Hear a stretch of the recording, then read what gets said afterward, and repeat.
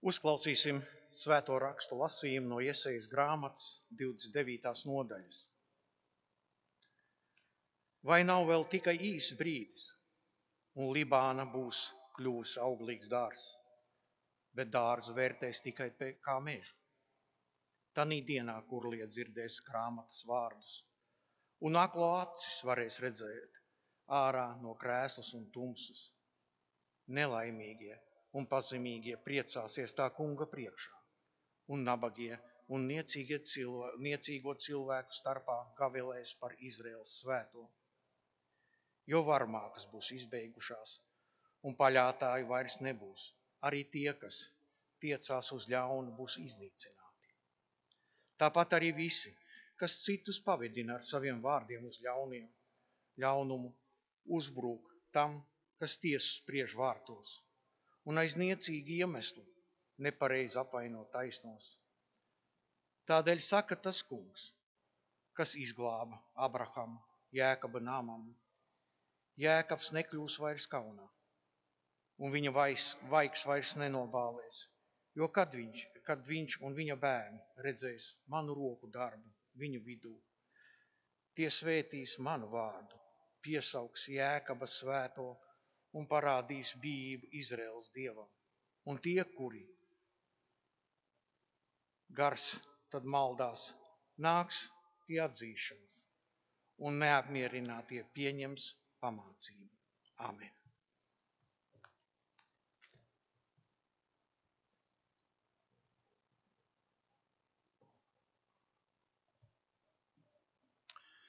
Lasījums no 1. vēstules korintiešiem 15. nodaļas no 1. līdz 10. pantam.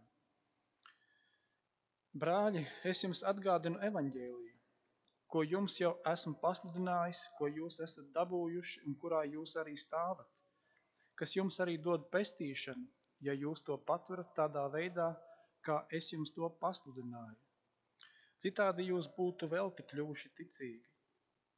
Jo es jums vispirms esmu mācījis, ko pats saņēmu, ka Kristus ir miris par mūsu grēkiem pēc rakstiem, un ka viņš aprakts un 3. dienā augšām cēlies pēc rakstiem, un ka viņš ir parādījies Kēfam, pēc tam tiem 12, pēc tam viņš ir parādījies vairāk kā 500 brāļiem vienā reizē, no kuriem daudz vēl ir dzīvi, bet citi jau miruši. Pēc tam viņš ir parādījies Jēkabam, tad visiem apustuļiem. Kā pašam pēdējam viņš parādījies arī man, kā kādam nelaikā dzimušam. Jo es esmu mazākais apustuļu starpā un neesmu cienīgs, ka mani sauc par apustuļu, tādēļ, ka es vajāju Dieva draudzi. Bet no Dieva žēlstības es esmu, kas es esmu, un viņa man dāvātā žēlstība nav bijusi veltīga. Es esmu vairāk par viņiem visiem strādājis, tomēr ne es, bet Dieva žēlstība, kas ir ar mani. Amen. Žēlastība jums un miers no tā, kas bija, kas ir un kas nāk. Lasījums no mūsu kunga Jēzus Kristus evaņģēlija, uzrakstīja svētais Marks 7. nodaļā. Tad no Tīras apvidus atkal aizgājis, viņš caur Sidonu nonāca pie Galilejas jūras Dekapoles apvidū. Pie viņa atved kādu kurlmēnu un lūdzu, lai viņš tam uzliek rokas. Un viņš aizvedis to no ļaužu pūļu savrup, lika pirkstus tā ausīs un spļāva un aizskāra tā mēlu. Un paskatījies uz debesīm, viņš ievaidējās un sacīja efata, tas ir atvēries. Un viņa ausis tūlīt atvērās un mēles saitas atraisījās, un viņš sāka skaidri runāt. Un viņš tiem piekodināja nevienam to nestāstīt, bet jo vairāk viņš aizliedza, jo vairāk tie daudz zināja. Un ļaudis ļoti brīnījās un runāja, viņš visu labu izdara, kurlie spēs dzirdēt un mēmie runāt. Amen. Nāc, Svētais Gars, piepildi savu ticīgo sirdis un iededz tajā savas mīlestības uguni. Amen.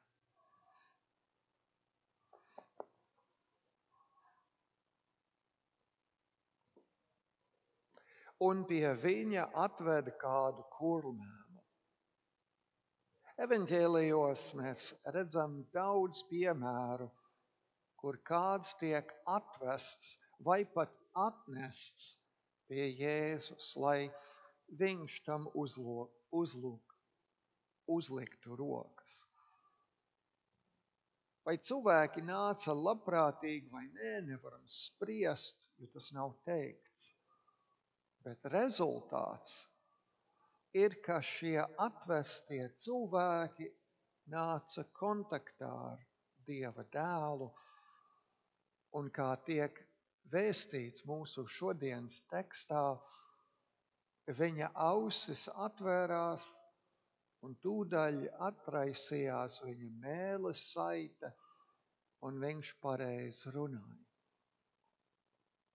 Kaut kas būtisks mainījās šī cilvēka dzīvē, kad viņam bija reāla sastapšanās ar dzīvo Dievu.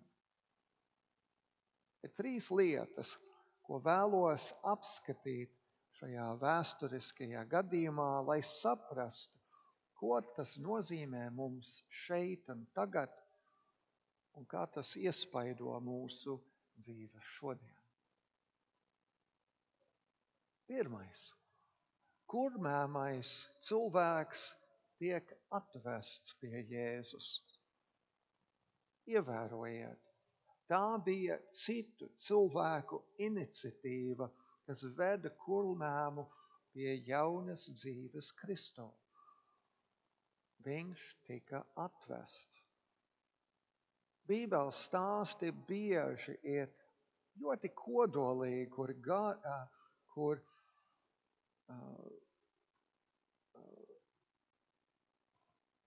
ļoti kodolīgi savas izteiksmes veidā. Bībele nav rakstīts kā romāns, kur gari un plaši tiek aprakstīti visi sīkumi, būtiski vai nebūtiski.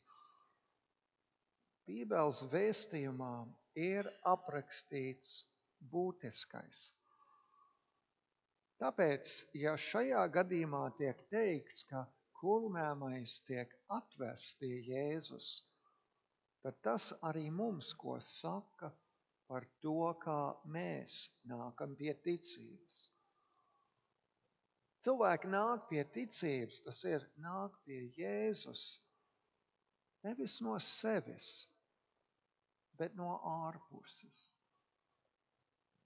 Visi cilvēki nāk pie ticības Jēzum Kristum caur kādu citu cilvēku. Tas ir Dieva plāns evanģelizācijai. Ejiet un dariet par mācekļiem. Ir pavēle, ko pats Kungs ir devis saviem mācekļiem. Tātad devis mums, kuri esam kristīti viņa vārdā. Nereti cilvēki saka, ka viņi paši ir izlēmuši sekot Jēzum. Un tas ir svarīgi tā apņemties, balstot savu dzīvi ticībā uz patieso Dievu. Bet, lai nāktu pie šādas atziņas, vispirms jāuzzina par labo vēsti. Kā mēs, grēcinieki, no žēlastības tiekam izglābti, tik vien savu ticību uz mūsu Kungu, Jēzu Kristu. Šādas atziņas nenāk no zila gaisa, bet caur tiem, kuri jau piedzīvojuši Dievu žēlastību un nodod to tālāk. Tātad no kristiešiem. Tas nozīmē no mums.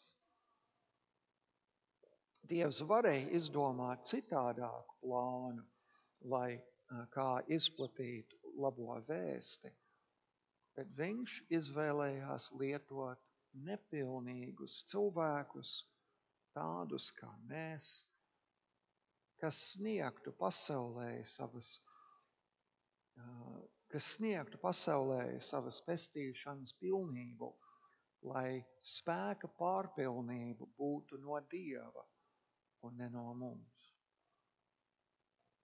Ticīgie atved pie Jēzus neticīgos, lai Jēzus atvērtu viņu ausis un atraisītu viņu mēlus.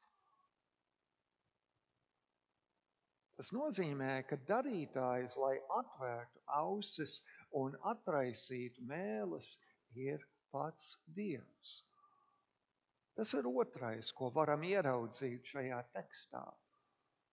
Dievs ir darītājs, nevis mēs. Jēzus atver ausis un atraisa mēles. Var vaicāt, ko kurlmēmais varētu darīt, lai apliecinātu savu ticību, ja viņš nevarēja ne dzirdēt, ne runāt. Cilvēki vaicā, ko maz zīdainis var darīt, lai apliecinātu savu ticību, ja viņš nevar runāt. Atbilde abos gadījumos ir neko. Jēzus ielika pirkstus kurlmēmo ausīs, un tās tika atvērtas, lai dzirdētu Jēzus balsi. Un pēc tam viņš aizskāra viņa mēli, un tā tika atraisīta, lai apliecinātu ticību Dieva vienīgajam dēlam. Dievs ir iniciators mūsu dvēseles dziedināšanai un ticības sēklas iedīgšanai. Bez šīs Dieva žēlastības mēs arī esam kurli un mēmi, jo bez viņa palīdzības mēs neko nespējam darīt savas pestīšanas labad. Nesen mēs ar Dzintaru par šo runājam, un es teicu, ka senā kristība kārtībā, ko lietoja Luters, mācītājs kā Kristus pārstāvs draudzē apzīmē kristāmo ar krusta zīmi, ieliek pirkstus kristāmā ausīs un aizskar viņa mēli ar sāli par atgādinājumu tam, ka Kristus teica, jūs esat zemes sāls. Un tad viņš dveš uz kristāmo teikdams efata, tas ir atvēries. Dvaša svētajos rakstos ir vārds, kas apzīmē svēto garu. Kad Jēzus dvesa uz kurlmēmo, to var saprast kā svētā gara pieskārienu, kas dara ticību dzīvi. Jēzus mums nav pavēlējis tieši tā darīt, tas ir aizskart ausis, mēli, dvest, kad mēs kristam bērnus. Un tagad viss, kas ir palicis no tās kārtības, ir krusta zīme pie pieres. Bet tā visa ir redzama zīme, ka darītājs kristībās ir Dievs, nevis tas, kas tiek kristīts. Dievs ir tas, kas caur savu vārdu apsolījumu atver ausis, atraisa mēli un dod cilvēkam iespēju sadzirdēt Dieva balsi un apliecināt ticību viņam.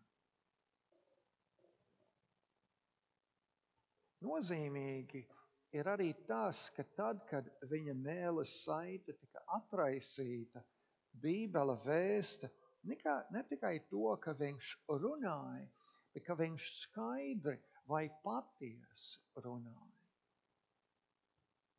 Kad bērni mācās runāt, viņi to dara saklausot un atdarinot savus vecākus un tuvos cilvēkus. Tāpat arī ar valodu. Vienīgais veids, kā iemācīties pareizi runāt svešvalodu, ir tajā ieklausīties un atdarināt. Mēs, kā Dieva bērni, iemācījāmies runāt, ieklausoties Dieva balsī, kad to sadzirdam dievkalpojumos un Bībeles lasīšanā. To, ko dzirdam no viņa, mēs atkārtojam. Tādējādi mācāmies pareizi runāt. Šajā ziņā varam vilkt paralēles starp pareizu runāšanu un pareizu ticēšanu. Pāvils raksta: brāļi, es jums atgādinu evaņģēliju, ko jums jau esmu pasludinājis, ko jūs esat dabūjuši un kurā jūs arī stāvat, kas jums arī dod pestīšanu, ja jūs to paturat tādā veidā, kā es jums to pasludināju. Citādi jūs būtu velti kļuvuši ticīgi. Jo es jums vispirms esmu mācījis, ko es pats saņēmu, ka Kristus ir miris par mūsu grēkiem pēc rakstiem, ka viņš aprakts un 3. dienā augšām cēlies pēc rakstiem. Ir svarīgi un pilnīgi nepieciešams, ka mēs mācām savus bērnus un paši mācāmies par ticību, lai paliekam tajā un pareizi runājam. Trešais, ko varam redzēt šajā rakstu vietā, ir tas, ka kaut kas arī notiek to cilvēku dzīvēs, kas viņu atved pie Kristus. Kaut kas notiek arī mūsu dzīvēs, kad vedam citus pie Kristus. Mūsu ticība tiek stiprināta un mūsu saprašana par Dievu tiek padziļināta. Vecās derības lasījumā šodien dzirdējām pravietojumu un apsolījumu mums. Jo kad viņš un viņa bērni redzēs manu roku darbu viņu vidū, tie svētīs manu vārdu, piesaugs Jēkaba svēto un parādīs bību Izraēla Dievam. Kad redzam cilvēkus, nākam pie ticības trīsvienīgajam Dievam, un kad Dievs ir lietojis mūs, lai to paveiktu, tas stiprina paļāvību uz viņu un izraisa mūsos pateicību un slavēšanu.